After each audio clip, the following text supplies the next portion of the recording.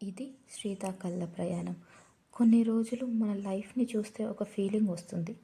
నేను లేట్ అయిపోయానా, స్కూల్లో టాపర్ కాలేదు, కాలేజ్లో క్లారిటీ లేదు, కెరియర్ సెటిల్ అవ్వలేదు, మ్యారేజ్ అయ్యాక లైఫ్ మారింది, లేదా మ్యారేజ్ కూడా ఇంకా జరగలేదు.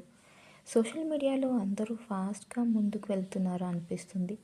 ఎవరో ఫారెన్లో సెటిల్ అయిపోయారు, ఎవరో బిజినెస్ స్టార్ట్ చేశారు, ఎవరో డ్రీమ్ జాబ్లో ఉన్నారు.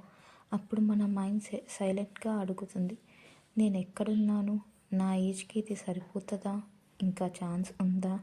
కానీ నిజమేంటంటే లైఫ్ రేస్ కాదు. మనం చూస్తున్న టైం లైన్ మనది కాదు. ప్రతి ఒక్కరికి different background, different responsibilities, different struggles ఉంటాయి.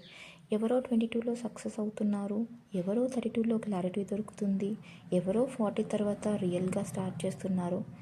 లేట్ అనే వర్డ్ కంపారిజన్ వల్ల క్రియేట్ అయింది.